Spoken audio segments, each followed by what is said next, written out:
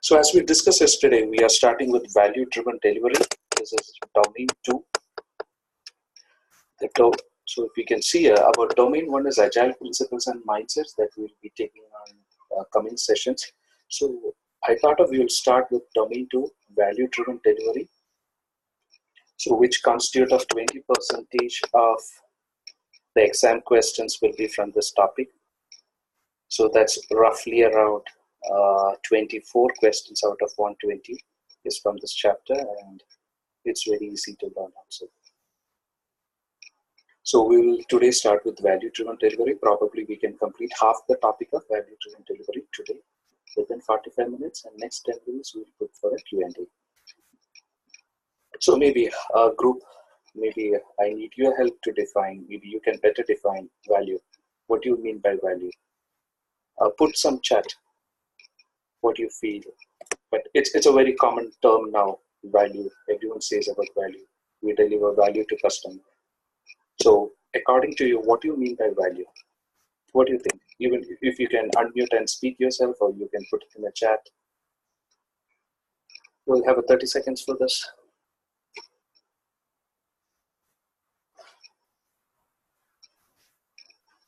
Yeah, we have here Anurag, Ashwini, Deepa, Jairam, Joho, Josna, Mayur, Pushparaj, Ramasudra, Rapriya.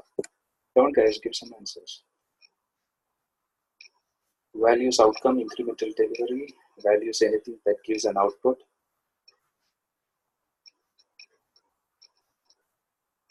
You give me two more answers. Like, let's put this as a combined study.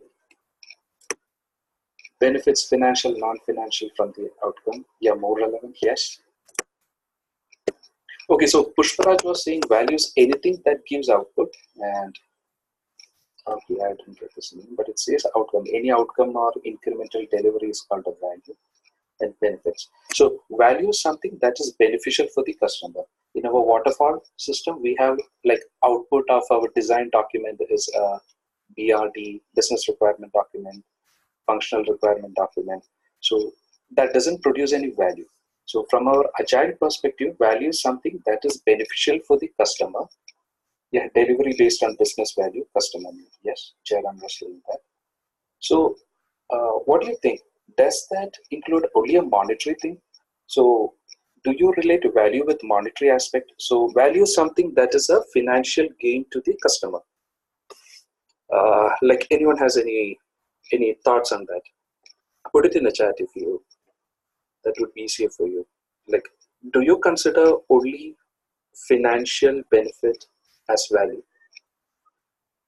Because customers spend $100 and he gets something in return. So that is a value for him.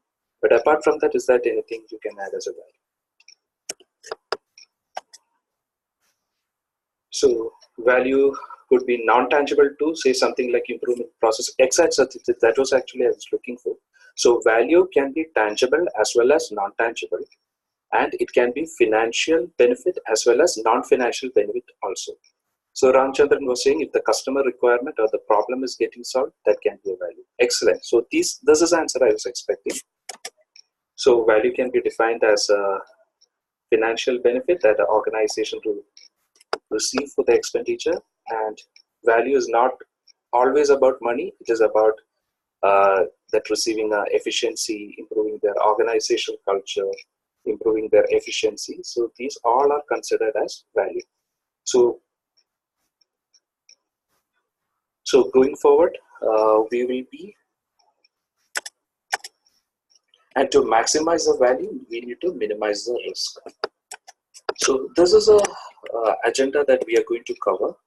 So when we say value, now I assume that you all know what is value is. Value is something that is financial, non-financial, tangible and non-tangible to the customer, which he feels that it is useful to him. So it is customer oriented and customer defined is a value. So from PMI ACP perspective, we will be covering 5 topics under value-driven delivery. First is assessing value, second, planning value, third, delivering value, confirming value, tracking and reporting value. So I would suggest that from an exam perspective, if you are learning, I would suggest you to memorize the slide. It's not a good practice. People say that, okay, there is no point in memorizing. But if you are attending an exam, it's advisable that you memorize this list. There are 5 types of value or 5 phases for value. Initially, you assess the value, like what you're going to deliver to customer.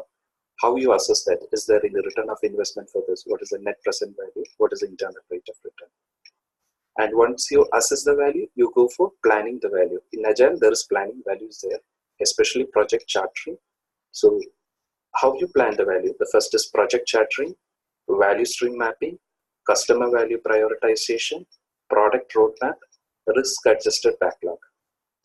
And how you deliver value is through task board, Kanban board, WIP limits. And how you confirm the value. Confirming value means whatever you have delivered to the customer, how you ensure that it is as per planned. So you use customer value prioritization. There are a few techniques that you need to learn. And the last thing is monitoring and control. It's not control, maybe monitoring value. How you continuously monitor that you are delivering the value as per plan throughout the project.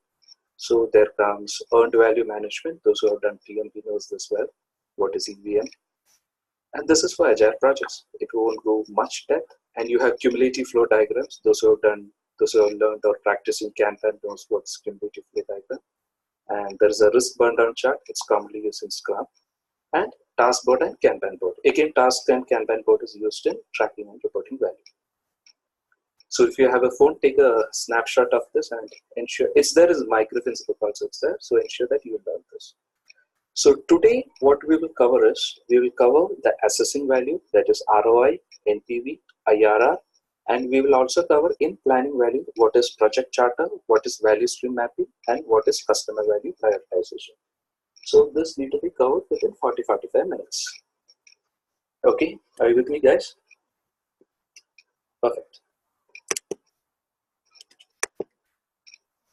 So first point, return on investment. Like, is there any volunteers who want to share this? Because we have yesterday told that these are the topics that we are going to discuss, and you will become prepared. So anyone want to volunteer and share?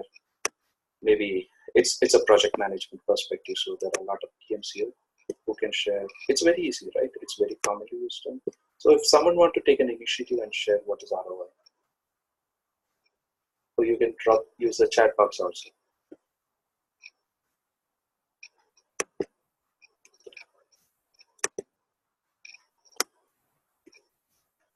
Some input, guys, on ROI.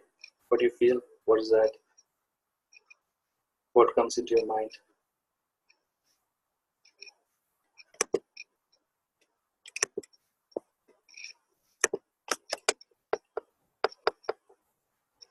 Benefit can be non-financial as well. Okay.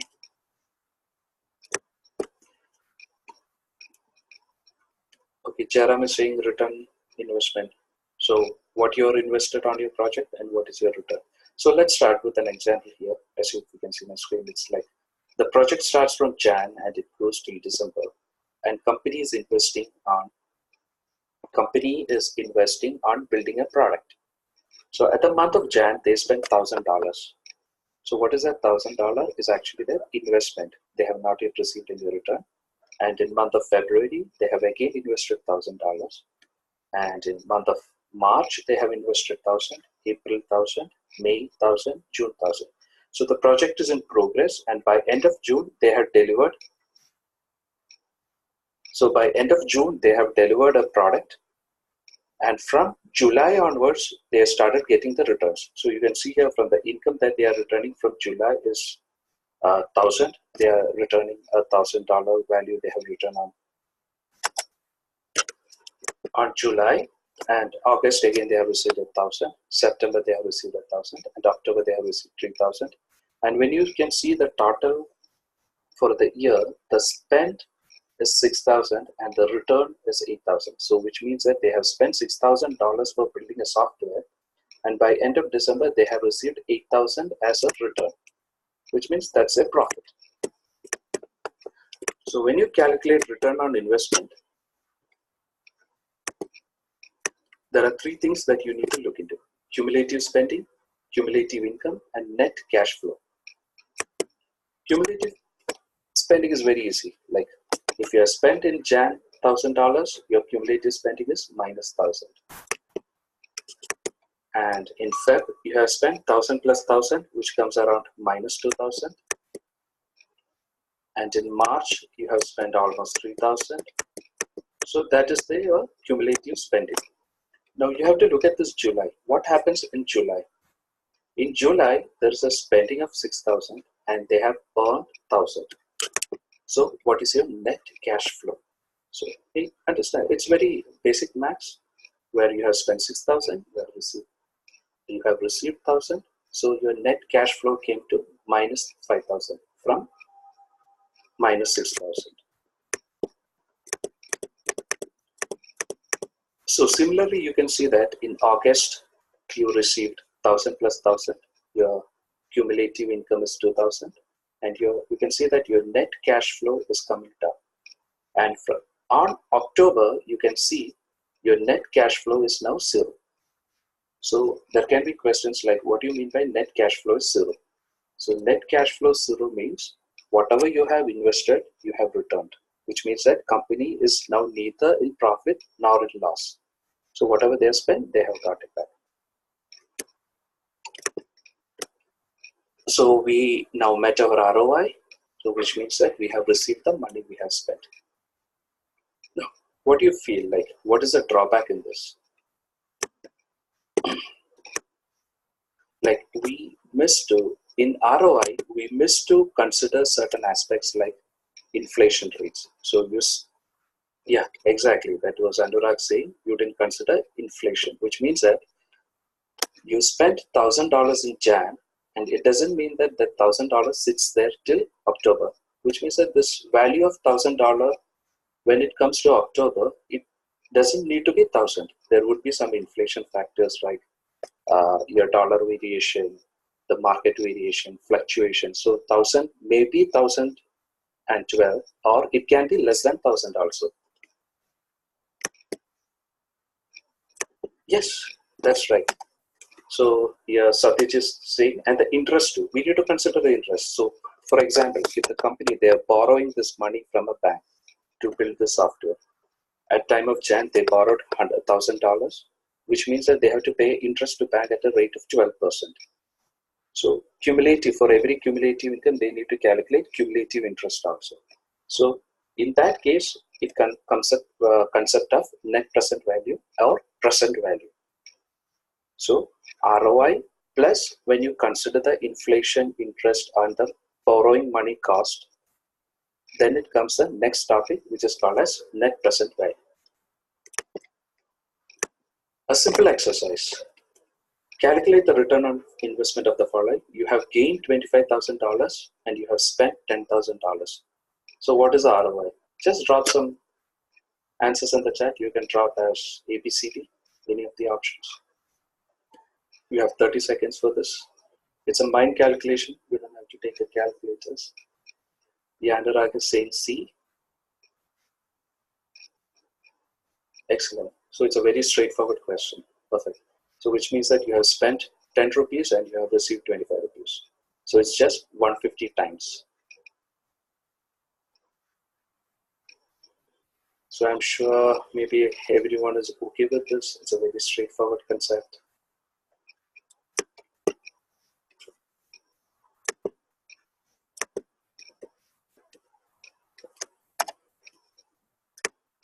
Perfect. And this question is very common. Select the best definition for ROI. Does that evaluate the speed of investment? Does that evaluate efficiency, velocity, or interest? So when you see such questions for PMI ACP, ensure that you remove two options which is not valid. So it's not speed of an investment, it is not velocity, because these two terms are not very related to finance. Then you have left with two options, B and D. That is the metric used to evaluate efficiency and interest. So if you don't know the answer, the good thing is that eliminate the next non-available option, because what is used to evaluate the interest? It's your interest, not ROI. So the best answer is B. Yeah, it's everyone answered that. So return on investment is a metric used to evaluate the efficiency of the investment.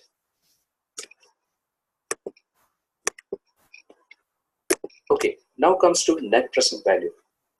So as we discussed earlier, in ROI, we were not considering inflation and interest. So we are now using the concept called present value. So it's well explanatory. As Jairam, someone was saying in the group, like you need to consider interest. So this is an example. Your present value of the money you have borrowed is $1,000, and there's a 10% interest, which means that the future value is 1,100. Which means 1,000 into 10% gives you 1,100. And there's a formula for this. Present value is equal to future value divided by 1 plus interest rate all raised to n. N is actually time period. You don't have to memorize this formula. There won't be any mathematical questions. They have not seen any mathematical question, but it's advisable that you look into this. Ensure that if any problem comes, you will be able to solve, because this is a very simple question. So here the present value is 1,000, future value is 1,100. So I will give you a sample question next. The next slide, we have a question for you to work out. So those 3 points I got. Now what happens if the NPV is positive? So this was a question we today shared in today's WhatsApp group. So a net present value positive means it says that it add value to buyer's portfolio. If it is negative means it's very, if you think logically, if an NPV is negative, it will reduce customer's value. Like it's a loss for you. Or if the NPV is 0 means it doesn't add any value or it doesn't give you any value.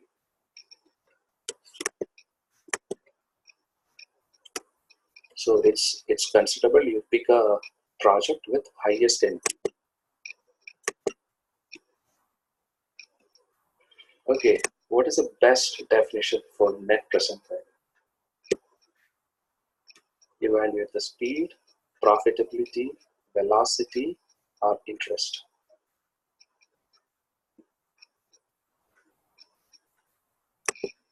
Yeah, you guys are experts on this. So net present value gives a profitability, return on investment gives a efficiency.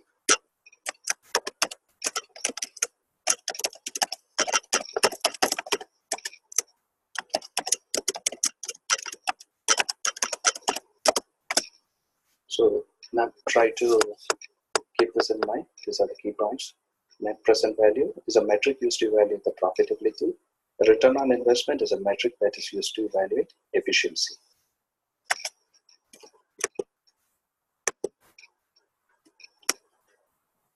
Now, third one. I think I'm going a bit fast because you guys know this. Internal rate of return. So someone can share what is the difference between IRR and NPV? Can you drop in chat box what you feel? What is IRR? What is the difference between IRR and net present value? 2-3 answers quick.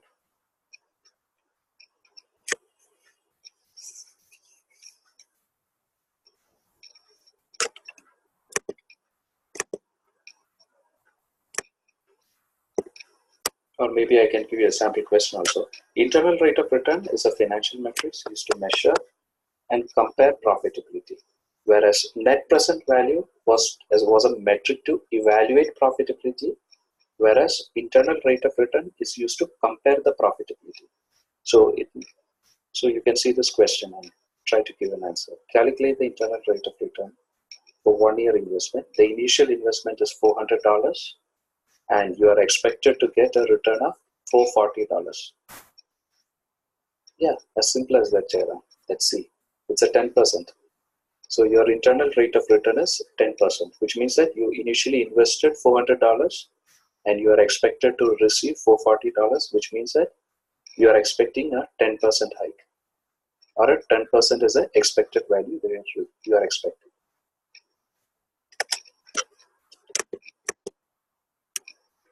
So which of the following defines internal rate of return? Is it interest, capacity, measure, or profitability?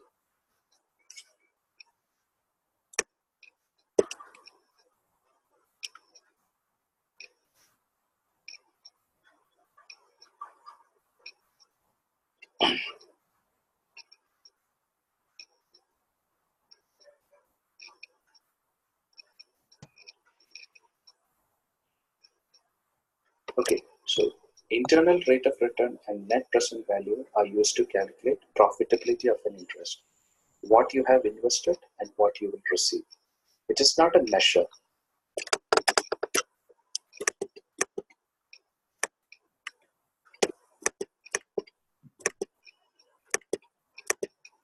So the reason is, so if you can see here, a net present value is a dollar amount. It's actually the magnitude, which means that you have spent $400 and you received $440, which means $40 is your net present value. That is a magnitude, whereas internal rate of return is a percentage. You have invested $400, you have received $440, means 10% is your IRR and net present value is 440. So that's a key difference.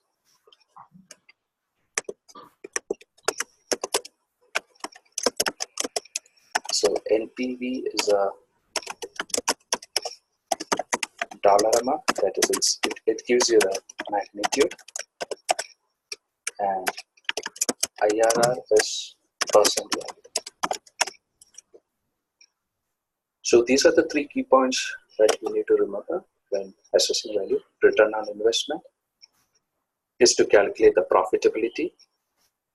Sorry, it is used to calculate the efficiency, and net present value and internal rate of return is used to calculate the profitability, where net present value gives you the dollar amount, that is a magnitude. It gives you a figure like $440, $500, whereas internal rate of return gives you a percent, which means whatever you have invested and what is a percent that you are expecting as a return. So make sure you understand the difference between net present value and internal rate of return. So this is a very small topic, and there won't be any max questions in PMI ACP. It will be a straightforward question. What is the difference between NPV and IRR? And it's very, very rarely asked. Davis, Sukanya here. Yeah, I should. Yeah, so I just want to know, like, when will these technique be used? The practice says as assessing the value. So it's like prior to picking up the project. When yeah, it is. Who does it? Is the customer who would be doing it before handing over the project to the to the company? How is it? Can you just give me the scenario as to when these are actually calculated? So During the project. Yes. Project. So this is actually in traditional project management. This is used to assess the project. For example, you as a functional organization, you have received 3 potential projects, say project A, project B, and project C. So there will be multiple conditions for you to pick a project. Like we have recently seen, like many companies are getting projects. So how do they select the project? For example, your customer comes to you and say that, I have a project for you. Can you do it for me? So here comes the importance of assessing value. So these 3 parameters are used by the management to decide which project they need to select. For example, project A says that it has a $2 billion. Maybe it is a very, very big project, but your ROI is very, very less, which means that you will be getting... Yeah, pardon? Yeah, hello. Was someone saying anything? Okay. So I say that there are 3 projects coming to your organization, say project A, project B, and project C.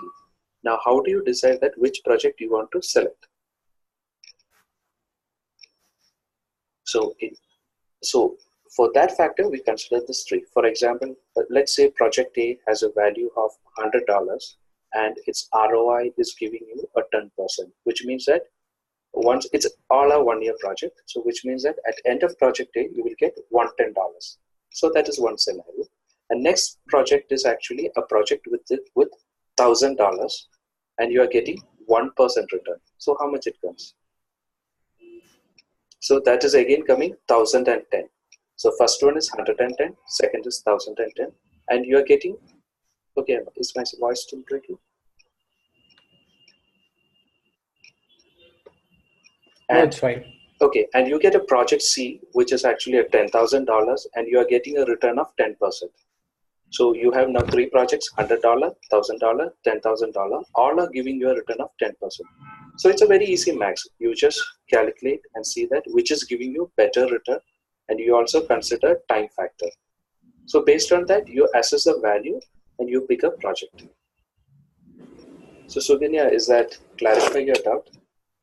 Yeah. Yes, Davis. Thank you. So normally it happens in initiation phase, and as Ravi and Anand was saying, it is calculated during when the project charter is prepared. That is in initiation phase. In PMP, it is develop project charter. So there you calculate all return on investment. Because before any organization, whether it is agile or non-agile, before they take a project, the first factor they look is whether it is profitable and what is the motivating factor they are doing this project.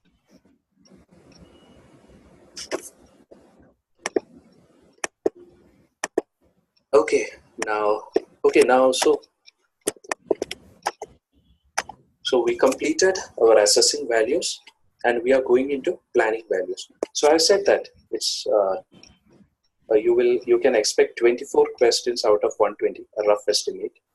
And from this 24 questions, half the questions comes from planning value and focusing on chartering and value stream mapping and this customer value prioritization. For the first 3, you get the most questions. So we are going now into planning value. And the first one is develop project charter. So those who have done PMP are very, very common for you. It's a first process that comes under the process group initiation. So develop project charter. So there is an argument that people say that in Agile project there is no charter or they don't create a project charter. But I feel like that's not the case, because for every project there is a project charter. Because before coming to Agile, organization need to decide whether they need to pick this project or not, or there should be some official signatory required before we execute the project. So there comes the importance of project charter. So the inputs of project charters are your agreements. What are the agreements you made with the customer? For example, it's a 2-year project, it's a financial domain project, and a project statement of work. So in Agile, we say that our changes are evolving, it comes to us and we develop. But again, here the project statement of work, what we define is it's an overall business idea. For example, you are automating our manual work. It would be probably a project statement of work would be probably a 1 page or a less than 1 page or even a 1 paragraph. It's not a very lengthy description as we see in waterfall designing, everything is not there. It's a 1 paragraph. And business case. Business case shows you why are you doing this project? What is the purpose of doing this project? And the output is a project charter.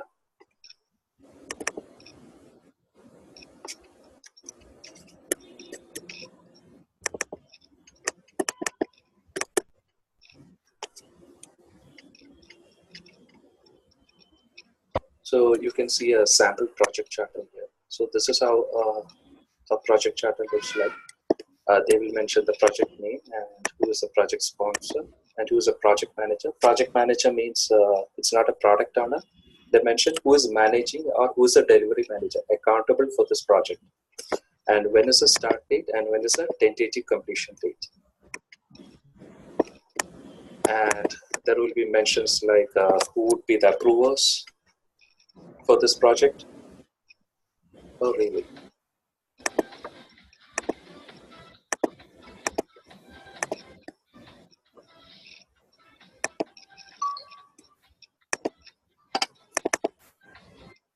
I have reshared.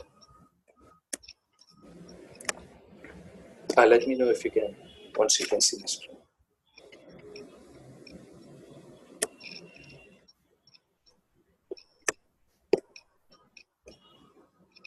Okay, so this is how a sample project charter looks like.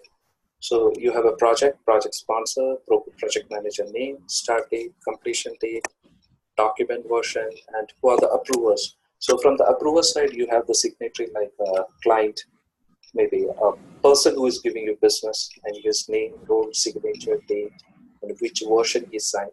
And from the vendor side, which means your company, there would be your VP or someone that might be signed on behalf of the organization. And it will also say this document is distributed to whom. And here it says that it gives you a summarized description of the project. It can be a one-liner, two-liner saying that what is a project purpose. And the section 2 describes about the scope of the project. And it clearly indicates that what is in scope and what is out scope. So there are certain exception criteria where maybe our organization may not be able to do, so that we clearly state that.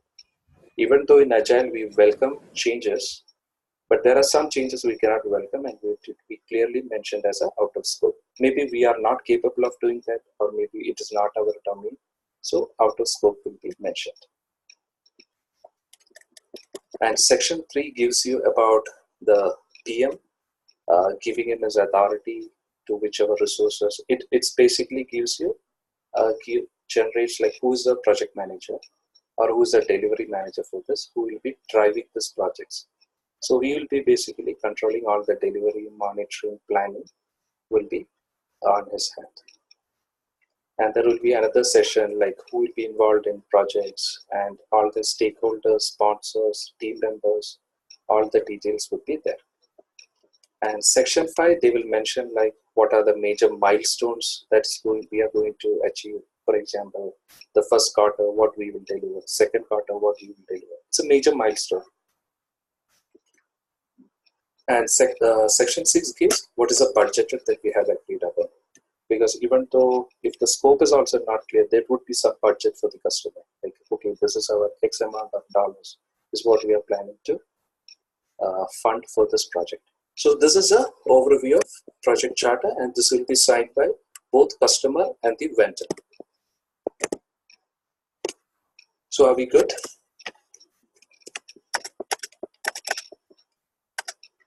So the purpose of the project charter is to establish a partnership between organization and the vendor. There is nothing much than that, not anything related to Agile or anything. So it's a document that formalizes that this project is on and is going to run.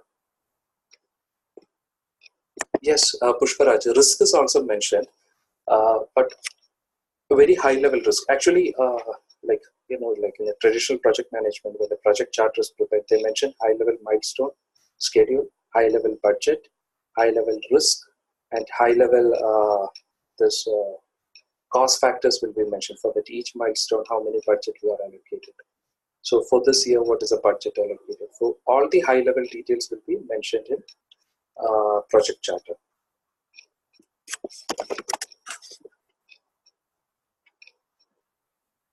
But again, when it comes to Agile project management, and if your organization is an Agile,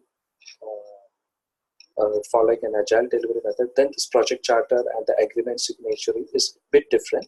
But again, the concept of project charter is there, but it won't be too detailed. It again depends on your understanding with the vendor and the customer. So are we good with the project charter?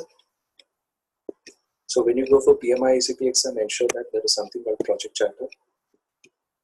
Can a project charter be modified after sign-off?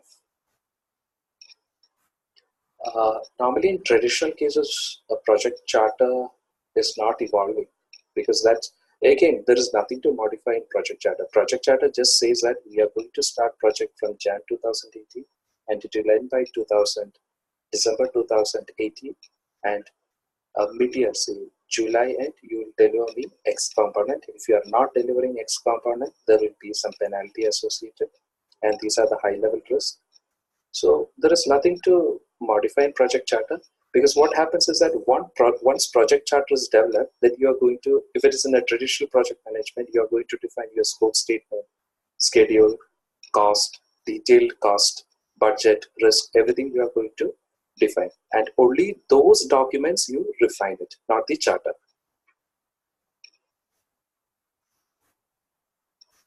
Anand is asking if any party feels there is no business case or environment has changed. Maybe the first part I understood, that there is no business case.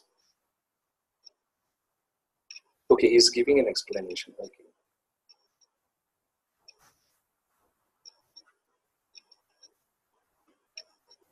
Okay, whenever there is a CR or a change in environment or a change in business case, it's not the project charter is reflected.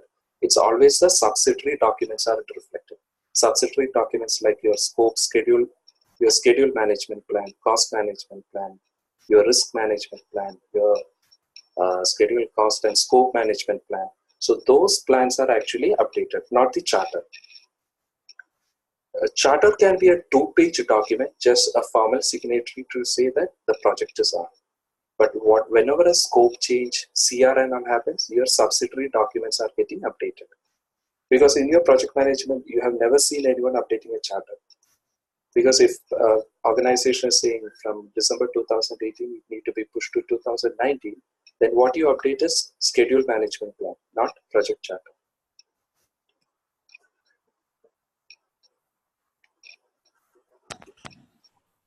Davis, Pushparaj here.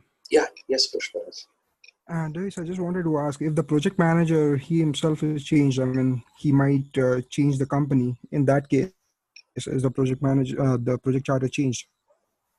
No, exactly. Actually, project charter, project charter is said to be initiated only when a project manager signs. But when a project manager signs, he is signing on behalf of organization. It's not personal signatory. Okay. Like he's saying that project manager, say Pushparaj, on behalf of your organization. So even if you left the company, it comes into the organization level. Okay. Okay. So it's only the designation they look at, not the people. Thanks. Okay, fine. So maybe move on. Value stream mapping. Very important topic from exam perspective, value stream mapping. So it's a lean manufacturing. We'll come to lean in our coming classes. So what is the purpose of value stream mapping? Any ideas? Maybe any agile experts can drop some comments on this. Why are we doing value stream mapping, or what it is all about? So you say that in agile project, if you say that after signing the project charter, your project comes to an execution phase, and all the teams now do a brainstorming, and they say that, okay, this is what we are going to do. So in that state, the first thing they do is a value stream mapping. They look at what are you going to build. It's the first time that all the development teams, your testers, developers, everyone come together, your project manager, scrum master comes together and see that, okay, this is a product or service that we are going to deliver to the customer. Now, how much we can optimize it. So optimizing means how much we can remove waste, unwanted things, unwanted features.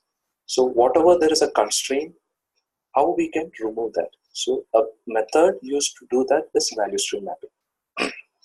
Okay, makes sense?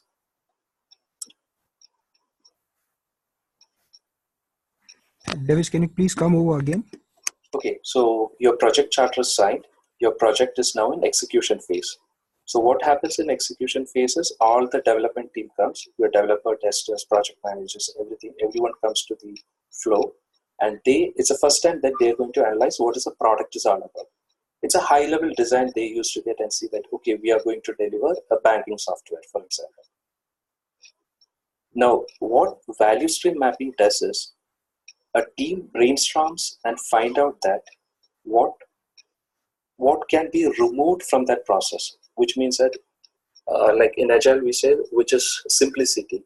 The amount of work not done need to be maximized, which means that there are some waste in the process, which means, for example, if it is a shopping cart, or if it is an IRCTC, actually, in last meeting, Anand was giving this example. If it is an IRCTC site, you know that there is a option for you to upload your profile photo. So does that really required by the customer? If not, we can analyze using value stream mapping and we can remove that. So I will come to an example. So this is, if you have read the microfinance book, I've taken the same example of buying a cake. So what are the steps that you do in value stream mapping for buying a cake? So this is an example where you go to a cake shop, you order a cake, and they deliver it to you. So it's not online delivery, you're going to their shop, you're buying. So that as a first step, it is like identify the product. So it is you and endpointers, you and your friend eat the cake. Now what does is, team is now going to create a value stream map out of the current steps, what they are known. So it is basically they create a high level steps. So they just draw like you go to the shop, you select a cake, and there's a bakery counter and you say that this is order. And in the bakery counter, it goes to a checkout line. Checkout line means you see in a bakery counter that this is a cake I needed. Then you go to a checkout line where you need to do the payment. Maybe 2-3 person are there, means you have to stand in a queue. And checkout line keeps goes. And then you unpack and slice, which means that they deliver it to you. You went to home, you unpack and slice, and you and your friend eat the cake. So this is a scenario. Now, what your team does is they find what are the constraints and waste in this process. So it's said that for estimate, they do an estimation and find that as a user, you go to the cake shop, it takes 1 minute for you to identify from the menu card that you want this cake. So it's a 1 minute. And once that decision is made, there is a delay of 4 minutes where bakery counter person has to process something. Maybe he has to enter all the details in his billing system and need to generate a bill. So that is estimated to take 4 minutes. And his work time is only 2 minutes, but there is a wait of 4 minutes for you to get a bill. And once you get a bill, you have to wait 6 minutes in a checkout line on an average to get your cake, which means you have to give that bill to the delivery person in the queue. And the delivery person will give you the cake within 2 minutes. After checkout line is actually delivery. So from that cake, there is some process where you need to walk out and it will take 15 minutes for you to reach your home. So this is the overall process it comes. It's a very, very simple example. There's nothing much complicated and very rough figures it's given. So it says that from overall process, you can see your total cycle time is value add plus non-value add time. So from this example, the one on the top is actually the value add times, which is 5, 7, 9, 10, 12 minutes. So from the overall process, this 12 minutes is the actual work that is being done. So the remaining, you can see 5, 20, 26, 30. This 30 minutes is something that is gone as a waste. For example, this 4 minutes is where you are sitting idle to get a bill. And this 6 minutes is actually you are standing in a queue. This 15 minutes is actually that you are waiting for a delivery person to give you the cake. And this 5 minutes is something that your time to go to your home. So maybe I think you will be able to relate this with your project management, your development team. Your development team will, it's the shortest possible path. Your development team will generate a process and says that, okay, go from one process to next process, we take X amount of time with X amount of budget. And this is a risk associated, and we have some defects here, and we have some waste time here. Maybe in your project management, 6 minutes will be your approval. Maybe for you to deploy something, it requires some approval. It will take another 6 minutes. 15 minutes for your code review, or something like that. So this formula is actually important. Your total cycle time is what the value add plus non-value add time. And your process cycle efficiency is total value add time divided by total cycle time. So maybe you can take some minutes to understand these two formulas. It's very important. Total cycle time is the value add plus non-value add, and process efficiency is total value add divided by total cycle time. So if you can use a chat and give me answers for what is the total cycle time. You can calculate from the simple figure and try to calculate what is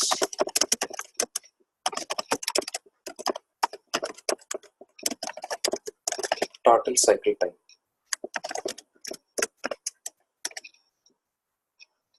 54 minutes is a total cycle time. That is what Jairam is saying. So it is actually, you sum all this up, 30 plus 12.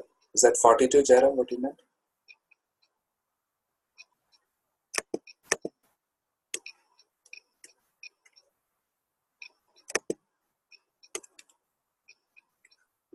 Oh, that's a typo.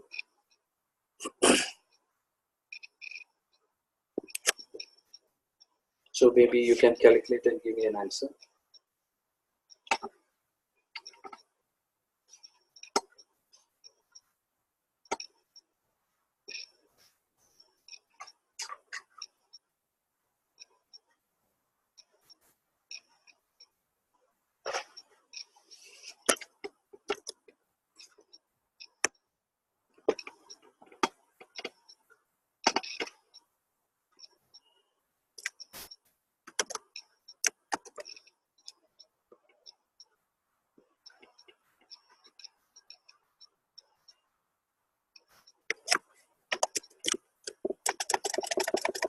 What Jairam told is correct. Actually, the total cycle time is 42 minutes. It's the total time of the project delivery. Like from your design to your delivery, it takes 42 minutes.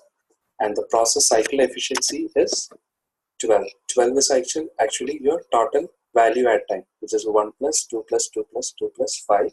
That is 12 minutes. This is the actual work you are doing, and this is a waste work. So your actual work divided by total cycle time is your process efficiency.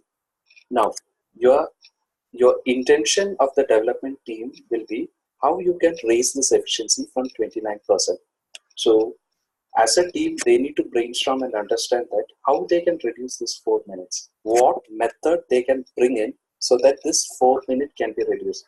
For example, cake selection to bakery counter, how can they optimize that process? You receive that the checkout line to delivery take 15 minutes. So they might be using a method of cash. So that might be the reason it is taking 15 minutes. So they can introduce a card machine. So from 15 minutes, it can reduce to 10 minutes.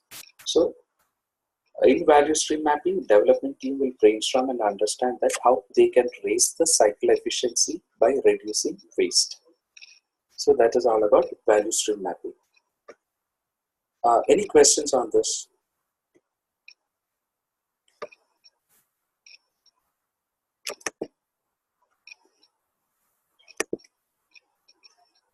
No, Sumit, it's not lead time and customer lead time.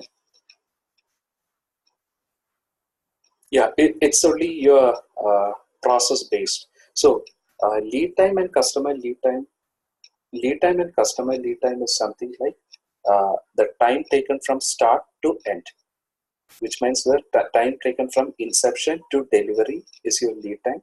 And whenever the customer gives the works and when you deliver to customer is your customer lead time.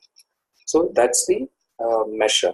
But here we are in value stream mapping, we are trying to capture how we can reduce that customer lead time. For example, your customer lead time is 42 minutes. Now, how well your team can optimize that customer lead time and bring it down. It's not monetary, it's actually time-based.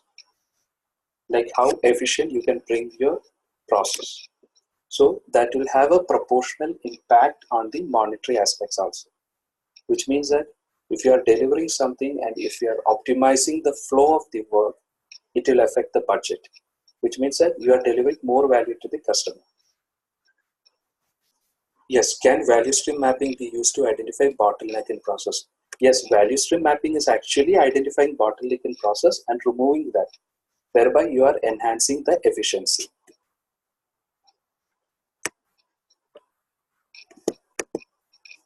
Okay.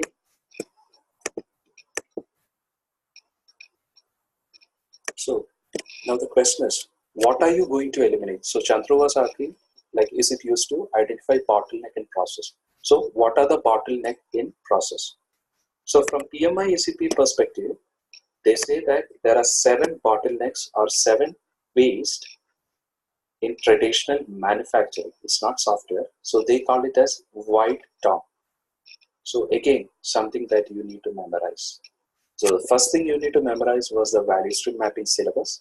And the second thing you need to memorize now is white top.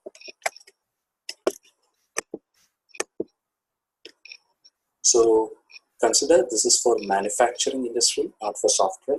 So white top is something like, so Chandra was saying, what are the bottlenecks? So some of the bottlenecks are waiting, which means that you are building something and you are waiting for the parts to come. So there might be a delay of days. So how well you can optimize that? Inventory, lack of inventory, defects, extra processing, transportation. So in manufacturing industry, it takes time from transport from one plant to another. Overproduction and motion. So these are the 7 traditional waste. So I would suggest you to memorize this. It's very important. From the exam perspective, this questions come. Now, Mary Poppendieck, in her book, she converted the 7 traditional manufacturing waste to equivalent software-related waste. So this makes more sense for you. What are the software-related waste? Partially done work. So if you can identify a partially done work in your project, and it's not identifying, it's more of like how much you can remove that, how much you can optimize your process. And extra process, extra features. Extra process is something like you might see in your organization, like to execute a work might take 2 days, but to get it approved might take more than a week. So your total cycle time is actually 9 days, but your total value add time is only 2 days. So your efficiency will be 2 divided by 12. So how much you can remove that? Remove that processing time, extra process, extra features, unwanted features, task switching. Like your developer is doing a task, all on a sudden it is switched to another. And another example is a developer working 50% on one project and 50% on another project. Waiting. A QA team waiting idle to get the code to be pushed to their side. So in Kanban, there are many methods to eliminate that waiting. And motion is here in software project management. Motion is mentioned in software project management as a distributed team. So they said that if your team is distributed, there is a lot of things they can generate. That's why Agile is emphasizing on face-to-face conversation or co-located team. And the last one is defects.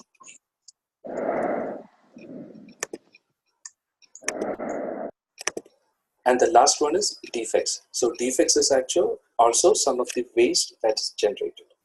So ensure, you guys, from an exam perspective, make sure that you learn all this. What are the 7 types of traditional waste and what are the waste that is in software development? Partially done work, extra process, extra features, task switching, waiting, motion. Motion is actually a distributed team. They say distributed team is a waste. Waste means they generate waste. And defects.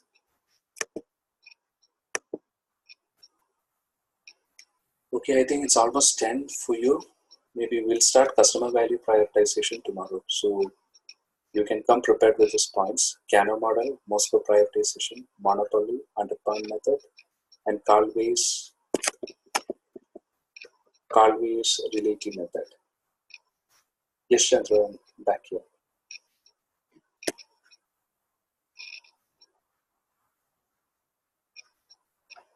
Any questions on value stream mapping, assessing your value or planning your value?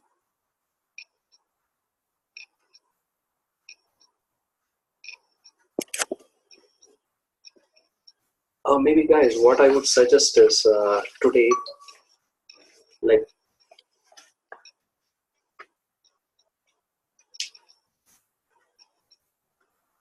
You can, if I have already shared that microfilms book, so you can go to chapter 3. Chapter 3, there is a chapter is value driven delivery by microfilms. You can read first 12 pages, so that will cover this topic. Yes, White Tom came from manufacturing industry. That's right, Jana. It's all the processes are related to manufacturing industry. Hey, it's microfilms book.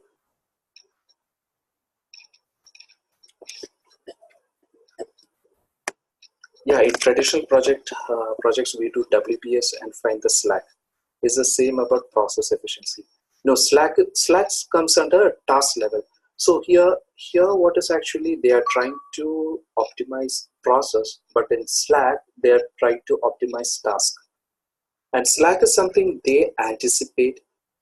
So what is the output of WPS? There is no efficiency coming. You say that you, for example, you say that you take 4 hours to complete this work. And you put a Slack and say that it's 5 hours. So here we are discussing about planning value. So value is something that is beneficial for the customer. So in WPS and Slack, the output is to the development team and they are actually the beneficiaries, not the customer. But in Whitetown and software development or value stream mapping, the beneficiary is the customer. The concept is same, but the beneficiary changes here.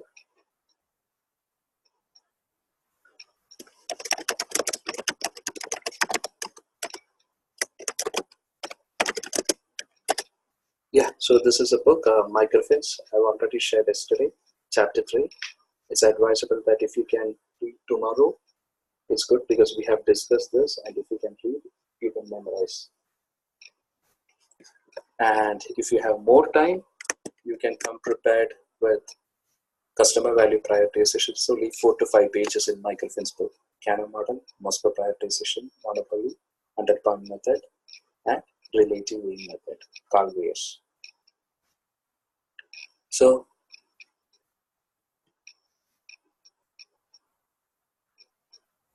Suganya, maybe what was the question?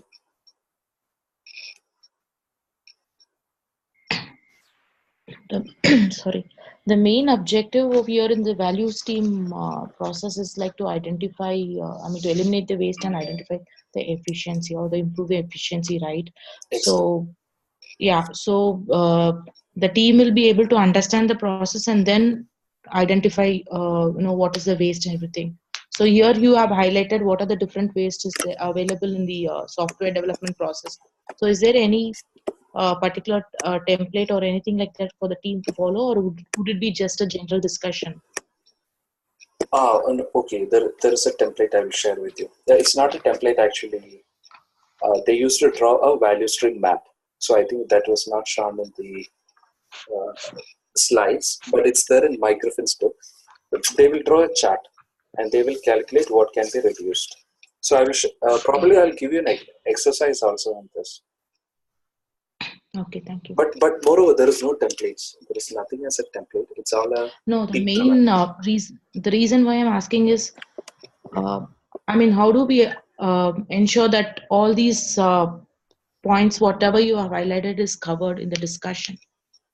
Because as per Agile, these are the certain important criteria that we need to consider while we are having the discussion, right?